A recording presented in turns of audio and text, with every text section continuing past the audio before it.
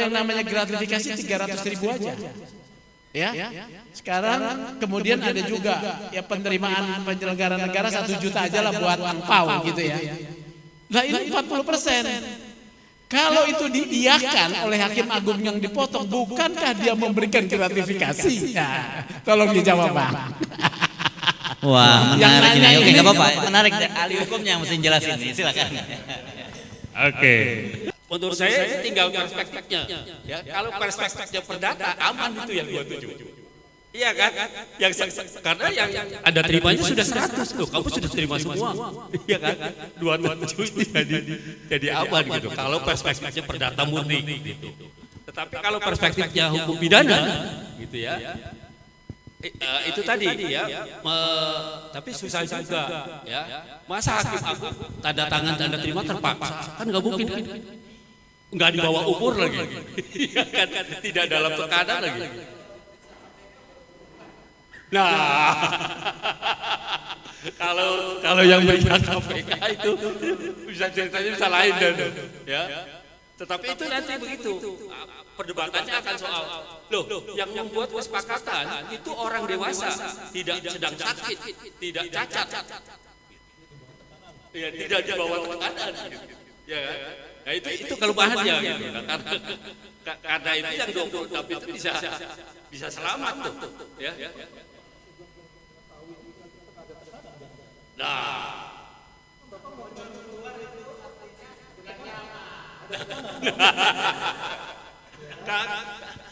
ya saya kira itu kesempatannya Pak Sugeng ya untuk membantu teman-teman hakim agung itu gitu ya. Artinya mungkin selama masih menjabat mereka nggak akan pernah berani. Ya, nggak akan pernah berani karena itu tadi yang kata Pak Petrus mereka juga sebenarnya memainkan dana ilegalnya banyak juga gitu ya. Nah itu yang artinya ada sesuatu yang menyandera mereka gitu. Nah karena itu kemudian kalau Pak Sugeng atau orang luar yang mengetahui, saya kira ya itu bisa diangkat gitu ya, bisa diangkat dalam pengertian bisa menjadi diskusi publik gitu, bisa menjadi persoalan publik gitu. Ya, apakah akan memperbaiki situasi di Mahkamah Agung? Ya, saya kira kembali kepada siapa yang akan menjadi ketua. Tetapi itu tadi saya balik lagi, fenomena oligarki itu di mana-mana ada gitu. Ya, agak sulit itu melawan itu. Ya, oligarki itu ada kesepakatannya ada tindakan-tindakan yang disepakati bersama sesama oligarki gitu ya. Itu yang agak susah dilawan. Kadang-kadang anggota komunitas juga gak berani, apalagi umpamanya komunitas seperti ini. Saya yakin Pak Sugeng ini dapat informasi ya dari dalam gitu. Tetapi iya ya kan. Mestinya kan yang hebat tuh harus ada hakim agungnya satu.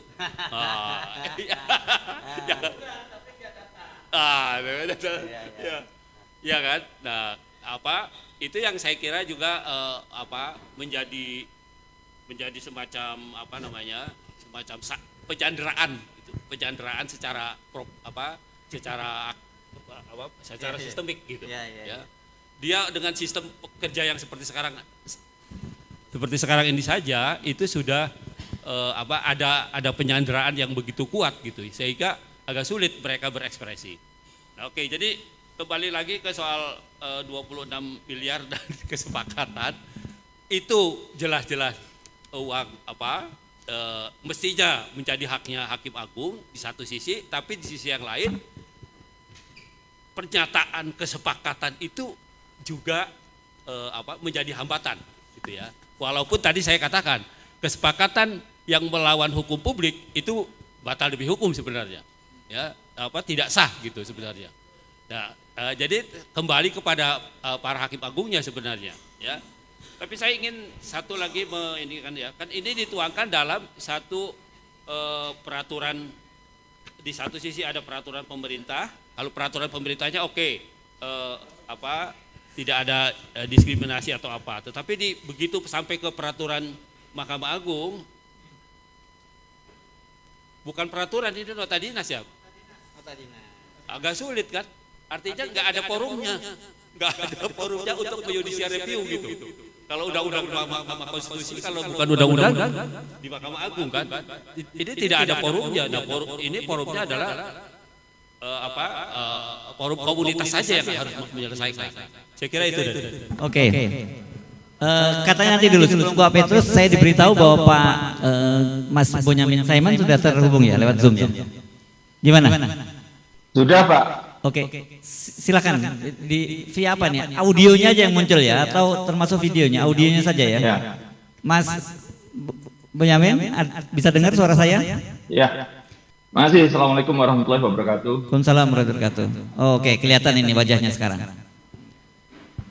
Pak Ersu, Pak Petrus, Pak Saud, Pak Fikar dan Pak Sugeng yang saya hormati. Dalam paparan itu kan uangnya tertulis senilai berapa, tapi kita sebenarnya belum sampai detail sebenarnya berapa sih yang diduga nanti, karena ini kan sebenarnya forum diskusi ini kita merumuskan apakah ini pungli, pungutan liar atau gratifikasi, ini yang sedang kita coba rumuskan. Tapi kalau gambaran begini sebenarnya uang yang diterima oleh Hakim Agung yang menyidangkan perkara sesuai peraturan pemerintah tadi, akhirnya kan yang diterima 60% atau ya 70% atau berapa, pokoknya tidak diterima sepenuhnya.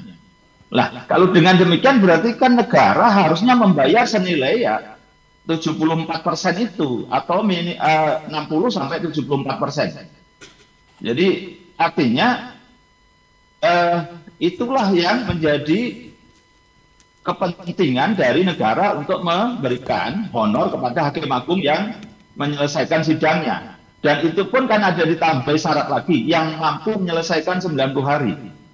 Sementara dalam peraturan pemerintah itu 90 hari itu seperti apa? Nah, sekarang ada beberapa yang kemudian Hakim Agung bisa menyelesaikan 90 hari, tapi minutasi oleh asisten, itu hakim tinggi atau hakim apa, itu bisa jadi tidak selesai 90 hari. Nah, ini ada sisa. Kemana uang itu sisa? Ya, jadi banyak hal yang memang masih harus didalami dari proses itu. Kalau ini bahasa saya, bisa jadi ini ada dugaan korupsi, bahkan. Karena negara akhirnya ketahuan, ini ternyata negara, ini kan sesuai peraturan pemerintah itu kan membayar honor Hakim Agung.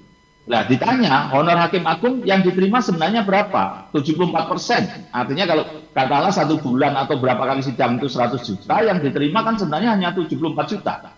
Atau bahkan hanya 60 juta. Maka harus dibalik caranya. Bahwa hak yang sisanya yang tidak bisa diterima oleh Hakim Agung dalam sidang itu bukan haknya siapa-siapa, harus dikembalikan kepada negara. Ketika tidak kepada kembali negara, bahkan diduga dibagi-bagi, maka versi saya itu ada kerugian negara. Gitu. Itu yang pertama.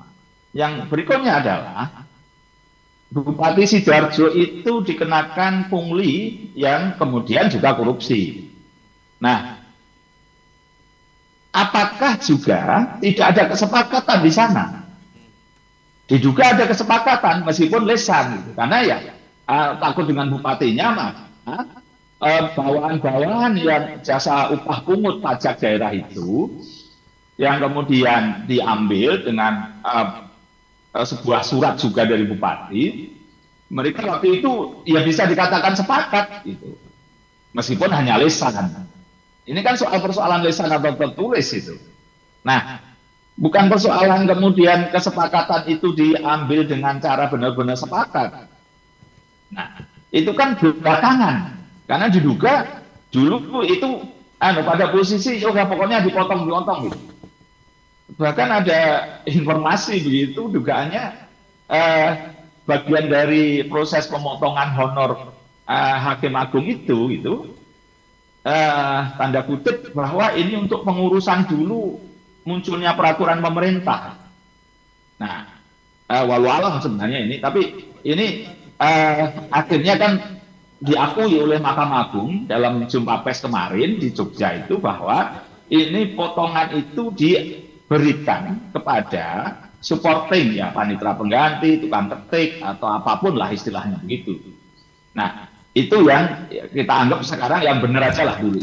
Karena tadinya kita kan masih menggali, ternyata kemarin ada jumpa pers oleh Mahkamah Agung di Jogja yang menyatakan itu bahwa ya memang ada istilahnya tidak diberikan utuh kepada Hakim Agung karena dibagi pada yang lain-lain. Ini kan bahasa penghalusan aja. Jadi ini menurut saya sudah malah bahwa kita tidak usah mencari data lagi gitu, bahwa ada istilah kita pemotongan gitu dugaannya, tapi mereka istilahnya adalah dibagi pada pihak lain, artinya di luar Hakim Agung. Nah, ini artinya pada posisi kesepakatan ini memang harus diuji nantinya. Pertama kali saya mendapat data ini diberitahu ada yang menyampaikan ke saya, tadinya saya meneteskan air mata kira-kira gitu Pak Saud dan kawan-kawan, karena mungkin bahasa kita kalau ada oknum hakim nakal itu kan kira-kira ya memperdagangkan perkara, ya tanda kutip suap gitu. Nah, dan itu mungkin di negara manapun paling-paling ya terjadi itu. Tapi kalau ada pemotongan honor hakim itu kok rasanya baru di kita gitu. Sampai saya berpikir, apa ya ini ada pemotongan honor Hakim Agung gitu. Jadi ini yang bagi saya suatu yang saya tidak percaya waktu itu gitu. Tapi kemudian kemarin ada pernyataan di Jogja gitu, ya sudah berarti dugaan itu ada. Pokoknya ya bahasanya penghalusan tidak diterima sepenuhnya oleh Hakim Agung karena dibagi dengan yang lain. Tapi kan apapun dasar pemberian itu kan harus ada dasar hukumnya. Ini orang hukum kan harus begitu. Honor hakim itu dasarnya peraturan pemerintah, ya harus diterima penuh. Tiba-tiba ada nota dinas, nah untuk diberikan pada pihak lain, ini kan seakan-akan sembunyi-sembunyi. Kalau mau fair itu atau mau terbuka sekalian, ini dasarnya yang mestinya peraturan Mahkamah Agung yang diunggah di lembaga negara, di Kementerian di Dirjen AHU sebagai bentuk pembagian kepada yang lain. Nah, itu yang mestinya bukan sekedar nota dinas kalau bicara administrasi, tertib administrasi.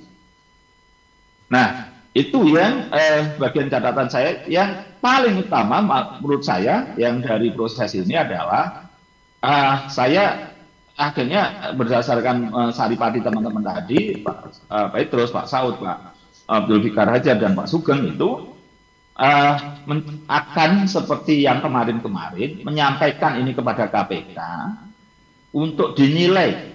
Sekarang bukan pemberiannya, tapi penerimaannya. Karena yang menerima itu bisa jadi pejabat, bisa jadi penyelenggara negara. Karena bisa jadi ada dugaan itu selain panitera pengganti, ada yang lain-lain yang menerima. Gitu. Nah, asisten itu bahkan hakim pernah menerima gitu. Ada bahkan diduga rapelan. Nah, saya balik aja gitu. Ini penerimaan yang diterima oleh beberapa pejabat di Mahkamah Agung yang diduga diterima itu nanti dari itu saya serahkan pada KPK boleh nggak diterima atau tidak boleh.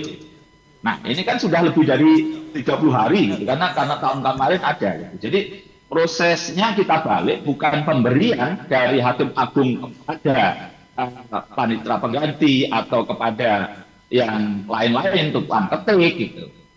Nah, tapi adalah penerimaan oleh pihak ini dari dugaan pemotongan tadi gitu. Jadi penerimaan gratifikasi bukan pemberian gratifikasi. Karena diduga saya kira nanti kita bisa lacak itu biarlah KPK mencari data siapa aja yang menerima. Gitu.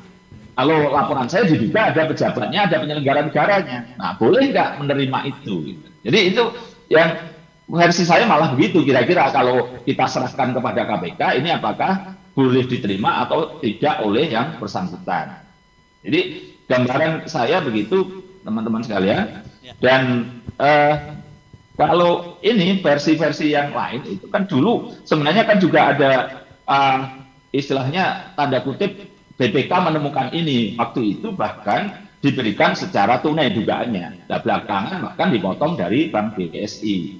Nah, apakah ini juga tertib administrasi dugaan pengaliran uang ini? Karena kalau ini pemotongan itu bank sistemnya harus surat kuasa yang nilainya terurai dengan jelas dan tidak boleh diulang-ulang. Gitu. Surat kuasanya ya hanya satu tanggal itu dan memotong itu. Gitu. Nah, ini Pak, apakah bocorin nanti tiba-tiba kalau belum ada kemudian dibuatkan lagi tanggalin mundur gitu ya. Tapi saya yakin masa nanti kalau ada dugaan itu gitu. Karena bisa versi saya, dugaan saya tidak tertib administrasi itu. Karena ya berdasarkan kesepakatan Bank BSI katanya gitu yang bagian urusan honor sidang ini untuk hakim agung ini.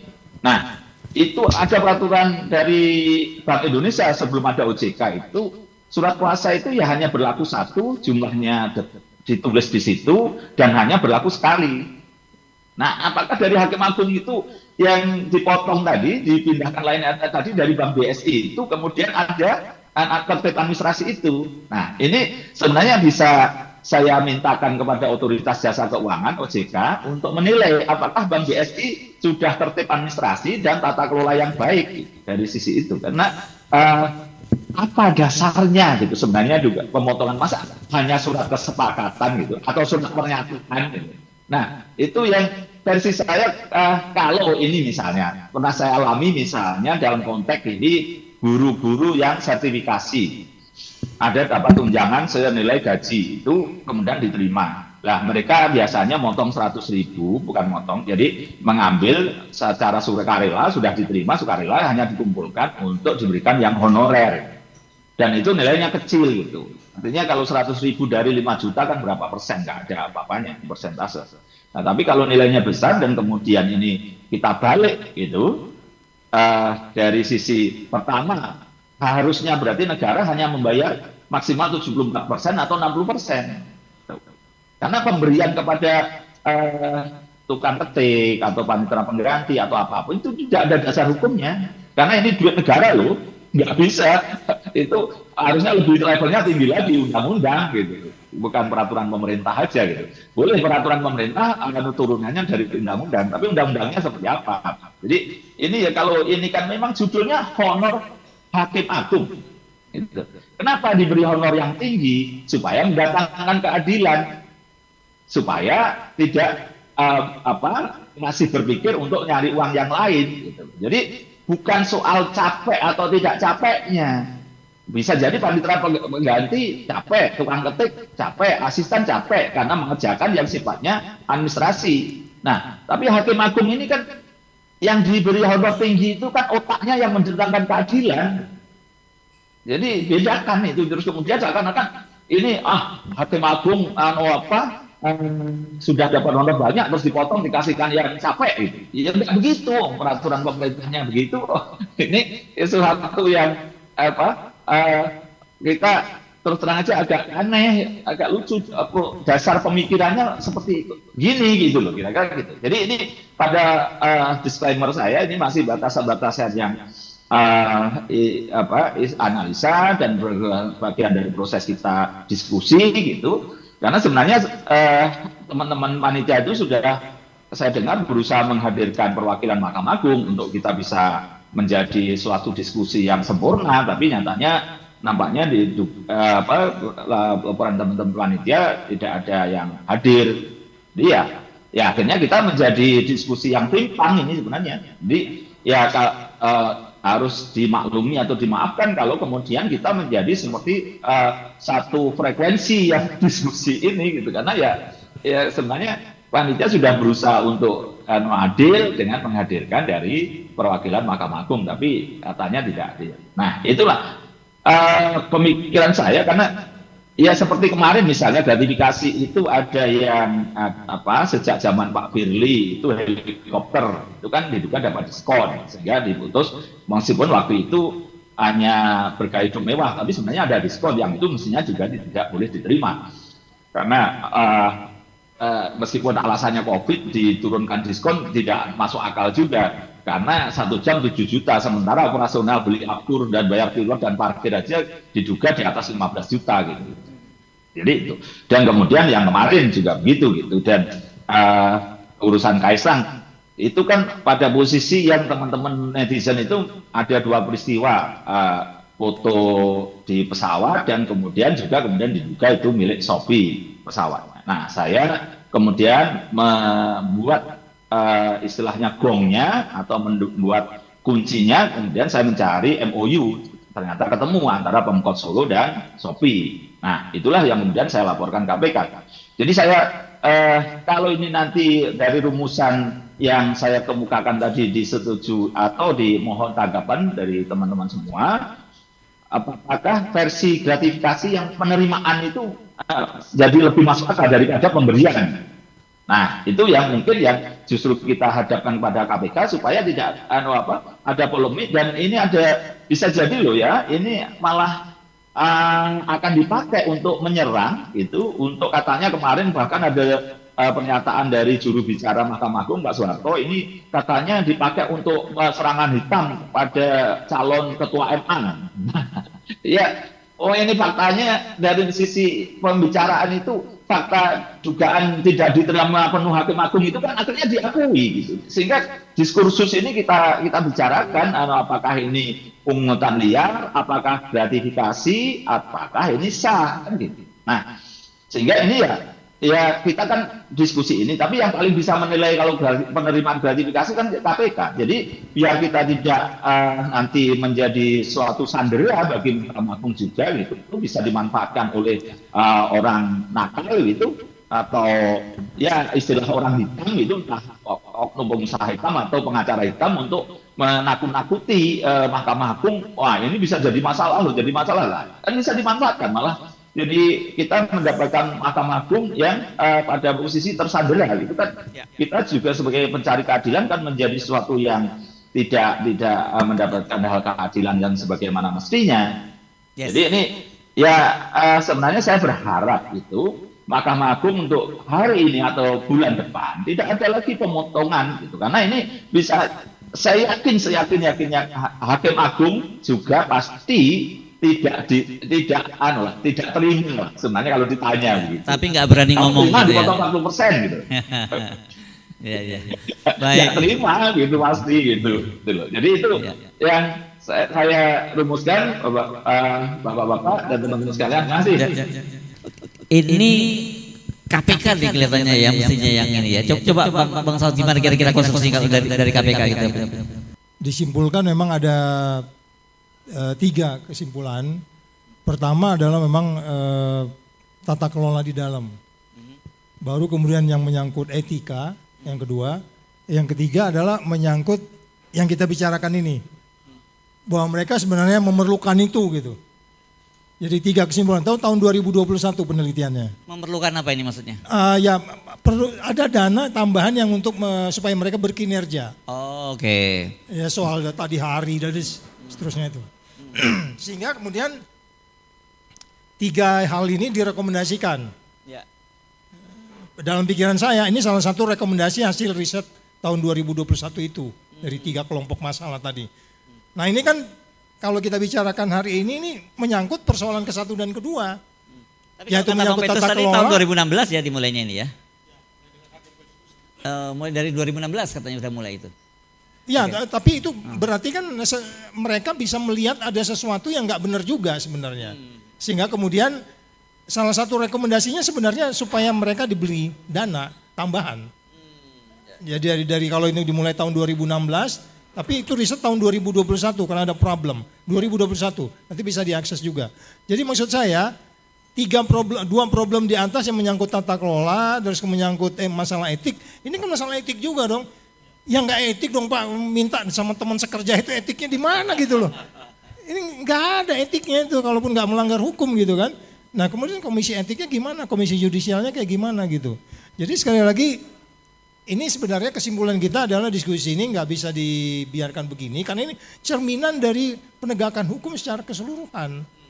Iya kan, pintu akhir gongnya di ada mereka, tapi carut marutnya seperti ini gitu. Saya bisa mengatakan kalau saya posisinya di sana, ini dilaporkan, ini pidana sebenarnya. Kalau dalam pikiran saya common sense saja tuh. Dibawa ke KPK maksudnya? Iya. Dan itu harus dikembalikan semua itu yang sudah diterima selama ini, kembaliin kepada orang yang berhak. Karena bahasanya audit itu nggak begitu Pak. Bahasanya audit itu setiap rupiah itu harus disesuaikan dengan peruntukannya. Peruntukannya untuk Pak Fikar. Kok Pak Fikar ngasih 30% kepada Hersu? Nggak bisa kayak gitu. Oh saya ikhlas Pak. Iya ikhlas, tapi itu menimbulkan perilaku korup. Dan itu yang dirusak sebenarnya.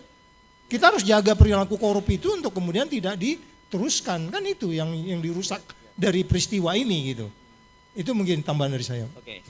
Jadi kita sepakat ya, hakim-hakim agung itu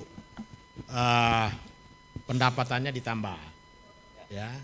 Tetapi cara masuknya harusnya diserahkan kepada Mahkamah Agung, misalnya dengan mengusulkan tambahan anggaran kepada lewat DPR, kemudian dinaikkan dalam APBN. Lalu pengaturan lebih lanjut jangan oleh peraturan pemerintah atau Perpres. Biarlah Mahkamah Agung yang mengeluarkan peraturan tentang insentif ini, honorarium ini. Sehingga murni bahwa Mahkamah Agung itu tidak bisa kaki tangannya diikat oleh kekuasaan eksekutif. Ini kan menunjukkan bahwa ada ketergantungan yudikatif kepada eksekutif. Ya, ini yang membuat mereka dalam berbagai hal tidak bebas menyikapi sesuatu persoalan, apalagi ketika ada perkara antara masyarakat dengan pemerintah. Disinilah ada konflik kepentingan di sini. Mereka serba salah. Jadi mengenai honor-honor yang disebutkan di sini, dari segi prosedur menurut saya ini aja sudah menimbulkan korupsi baru ya. Ada semacam gratifikasi yang diberikan oleh pemerintah kepada hakim agung dan hakim konstitusi, hanya kemasannya dibuat dengan peraturan. Padahal diserahkan saja kepada Mahkamah Agung, dia urus sendiri, ini anggarannya pemerintah tambah, silakan perjuangkan lewat DPR, nanti di sana perdebatannya bagaimana, disetujui, baru Mahkamah Agung rumuskan karena Mahkamah Agung kan diberi wewenang untuk membuat peraturan Mahkamah Agung yang setara dengan peraturan perundang-undangan. Jadi dia berikanlah kewenangan itu kepada Mahkamah Agung yang mengatur sendiri, jangan pemerintah yang ngatur. Kan ini kan uang-uang kecil, tapi uang-uang kecil yang sangat mengganggu kebebasan dan kemerdekaan hakim dan lembaga peradilan dalam menjalankan tugas sehari-hari yang dijamin oleh Undang-Undang Dasar 45 bahwa hakim itu tidak boleh diintervensi. Tapi sekarang terbukti pemerintah mengintervensi dengan memberikan insentif berupa tambahan honorarium yang secara langsung tidak langsung membuat hakim-hakim itu tidak bebas ketika berhadapan perkara dengan masyarakat atau dengan siapapun. Nah, itu kira-kira. Apalagi di sini ternyata ada sebagian besar uang yang tidak jelas larinya kemana. Ya. Menurut saya seperti yang dirumuskan dalam TOR itu, pasal 12F, pasal 12F, Undang-Undang Tipikor itu masuk rumusannya. Pak Petrus, Pak Hersu. Ya, Mas Bonyamin masih bersama kami ya? Halo. Ya. Silakan. Ya, mau nambah Pak Hersu? Ya, perbandingannya di Mahkamah Konstitusi itu sudah terbit peraturan pemerintah honor hakim dan juga peraturan pemerintah honor untuk panitera. Sudah dibagi langsung ya?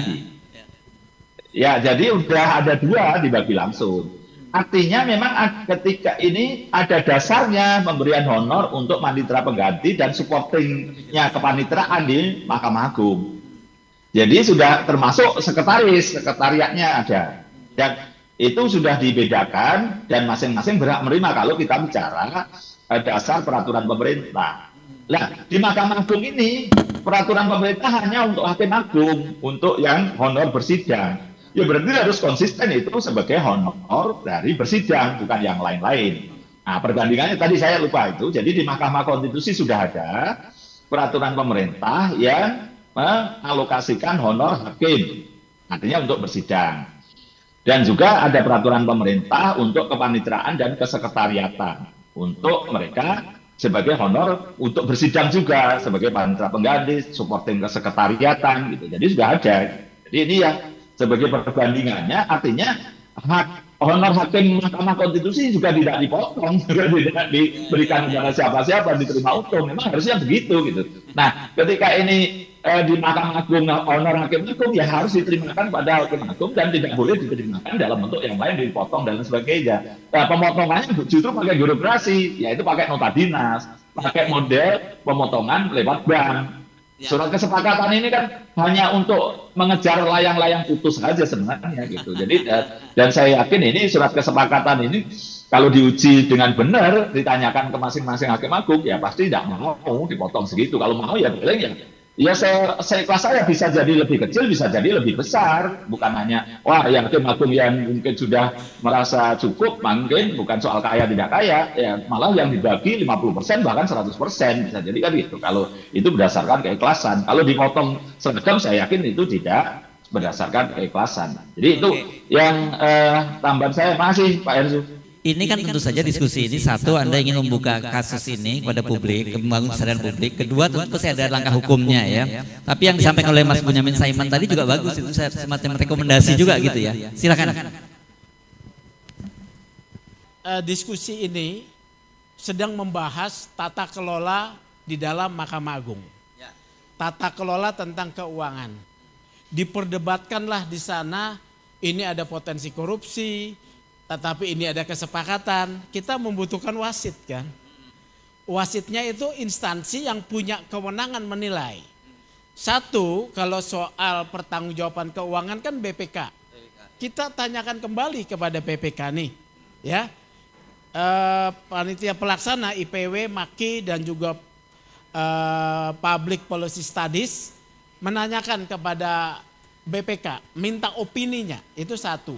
Kemudian apakah ini ada unsur korupsinya, kita tanya ke KPK. Soal gratifikasi ya, kemudian hal 26,95% ini kemana, itu hanya mungkin bisa diketahui melalui, kita jangan bilang pemeriksaan lah, klarifikasi ya. Seperti KPK mengklarifikasi Kaisang, ya itu kan satu hal klarifikasi, ada proses. Oleh karena itu ya Mas Boyamin masukannya baik ya, dan juga para pembicara kita akan rumuskan, kita mengedepankan praduga tak bersalah tentunya ya, menghormati satu prinsip hukum praduga tak bersalah. Tetapi harus ada tindak lanjutnya, akan kita bawa kepada instansi yang memang berwenang menilai untuk itu. Terima kasih.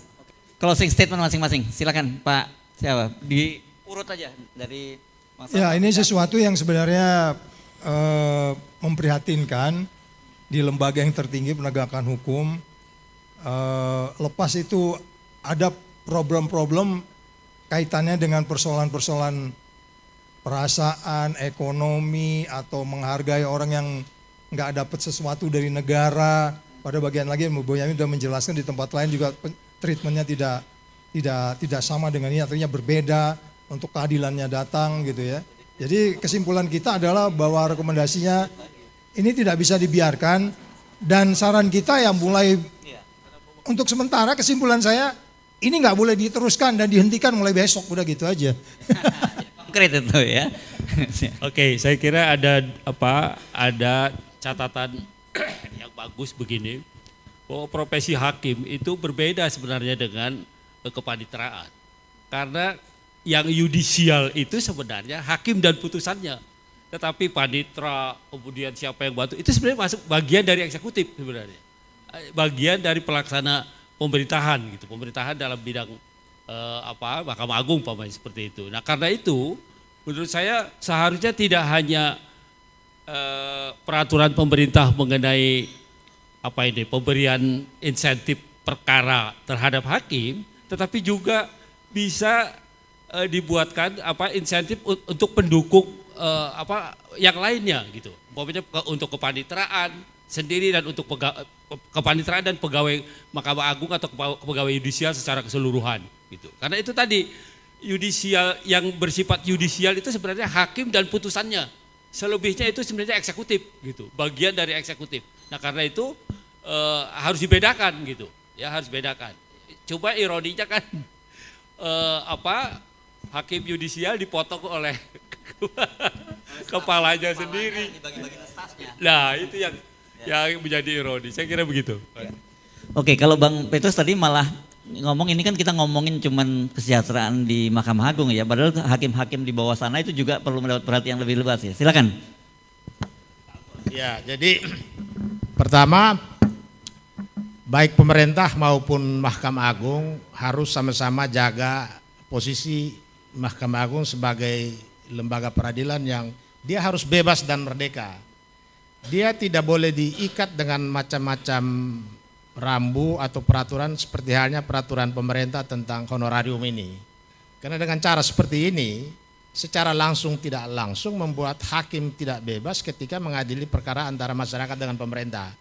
Jadi kalau pemerintah memang mau memberi kesejahteraan kepada masyarakat, kepada hakim, sebagaimana dijamin oleh Undang-Undang Kekuasaan Kehakiman di pasal 48 itu, negara menjamin keamanan dan kesejahteraan hakim. Itu kata undang-undang itu. Jadi kalau menjamin begitu, ya mekanismenya tentu harus dikembalikan ke Mahkamah Agung. Mahkamah Agung ajukan ke DPR dan DPR dan pemerintah ya berdebat atau diskusi, saling memberikan pandangan dan lain-lain. Kemudian ya disetujui, dituangkan dalam APBN. Dari situlah nanti Mahkamah Agung mengatur sendiri. Jangan dikeluarkan lagi peraturan yang dibuat oleh pemerintah yang secara langsung tidak langsung mengikat hakim-hakim agung. Kemudian kalau kita bicara tentang kesejahteraan hakim, tentu seperti yang saya katakan tadi, hakim-hakim di daerah itu paling miskin. Mereka masih banyak yang dari rumah ke pengadilan itu masih naik motor, ya. Karena kondisinya seperti itu, maka di daerah terpencil, ya katakanlah di NTT, ya di Indonesia Timur lainnya atau di daerah terpencil, itu akhirnya masyarakat pencari keadilan yang menjadi korban. Ya. Mereka harus jual tanah, mereka harus jual hewan hanya untuk memenuhi permintaan hakim. Ya, bahkan hakim ini juga punya operator di lapangan. Mereka tugaskan panitera jurusita ini masuk ke kampung-kampung, ketemu para pihak, tawarkan diri, nanti kami buatkan gugatannya, kami buatkan jawabannya, kami buatkan replik, duplik, dan seterusnya. Tapi perkara itu juga mereka yang harus putus. Ini yang membuat kondisi pelayanan keadilan di seluruh Indonesia, khususnya di luar kota-kota besar itu sangat memprihatinkan. Ini yang harus diperhatikan. Jadi mulai dari Mahkamah Agung sampai peradilan tingkat bawah harus ada perhatian yang sama. Ya, supaya mereka dalam perilaku pelayanan keadilan jangan menjadikan masyarakat itu sebagai objek untuk mencari tambahan penghasilan. Saya kira begitu. Oke. Terima kasih. Beri aplaus semua untuk para narasumber. Oke, Pak Mas Jamin silakan kalau mau memberikan closing statementnya. Saya bisa aja nanti maju ke Mahkamah Konstitusi, menguji Undang-Undang Kekuasaan Kehakiman, Undang-Undang Mahkamah Agung dan Mahkamah Konstitusi bahwa seluruh honor, seluruh tambahan gaji dan lain sebagainya itu harus diatur dalam undang-undang, tidak boleh diatur dalam peraturan pemerintah. Karena kemarin diduga itu peraturan pemerintah itu seakan-akan diperjuangkan kepada pemerintah dapat dan seakan-akan ya udahlah bagi-bagilah, jangan diambil sendiri honor oleh Hakim Agung aja. Salah satu dugaan alasan untuk memotong itu. Nah, maka kemudian ya proses berarti kan untuk mendapatkan peraturan pemerintah itu kan tanda kutip kan ada satu lobby-lobby dari Mahkamah Agung pada pemerintah, dan itu bisa jadi nanti juga besarannya nanti bisa naik turun gitu. Kalau Mahkamah Agung itu terlalu tanda kutip mengganggu pemerintahan, banyak membatalkan kebijakan-kebijakan pemerintahan, bisa dikurangi. Dan nanti juga gitu di Mahkamah Konstitusi. Jadi kita jaga marwah Mahkamah Agung dan juga Mahkamah Konstitusi bagi bagian dari peradilan kita, ya harus sampai detail hanya honor, tunjangan atau apapun itu harus diatur undang-undang. Artinya disepakati pada posisi pemerintah dan DPR pasti manggil Mahkamah Agung, manggil Mahkamah Konstitusi sebagai pihak yang akan menerima itu. Jadi harus kesepakatan ini dasar pemotongan uang atau pemakaian uang itu kan harus disetujui oleh pemerintah dan DPR atau tanda kutip disetujui rakyat melalui DPR. Jadi itu saya kira pada posisi ini harus kita kuatkan bahwa segala hal yang berkaitan dengan kekuasaan kehakiman dalam hal ini Mahkamah Agung dan Mahkamah Konstitusi harus dalam bentuk undang-undang, tidak boleh peraturan pemerintah, sehingga kemudian tidak ada pemotongan-pemotongan tadi. Sehingga nanti tujuan Pak Petrus itu untuk mensejahterakan hakim di daerah pun juga akan tercover, karena nanti akan disupporting kepada Mahkamah Agung biayanya sekian, pengajuannya sekian untuk tambahan honor hakim-hakim daerah misalnya, daerah terpencil. Itu jumlahnya besar supaya mereka mendatangkan keadilan. Itu jadi rumusan bahwa kemandirian dari lembaga peradilan itu harus kita jaga betul, dan itu prosesnya harus sampai di sana, tidak boleh lagi peraturan pemerintah, peraturan presiden atau peraturan Mahkamah Agung yang mendasari dari peraturan pemerintah. Itu aja, makasih Mas Dersu dan kawan-kawan, makasih. Terima kasih. Jadi ini urusannya negara ya. Jadi nanti nggak ada hakim yang merasa utang budi pada penguasa yang seperti yang jadi dikhawatirkan oleh Bang Petrus tadi ya. Saya kira bagus, urusannya tidak ada lagi hakim agung merasa utang budi pada presiden gitu. Karena ini yang menjamin negara, bukan seorang presiden gitu ya. Oke, terima kasih ya teman-teman semua yang hadir pada hari ini, baik yang bergabung langsung di sini maupun bergabung melalui channel YouTube-nya. Dan ini saya kembalikan lagi kepada pembawa acara dan saya Arif. Terima kasih. Assalamualaikum warahmatullahi wabarakatuh.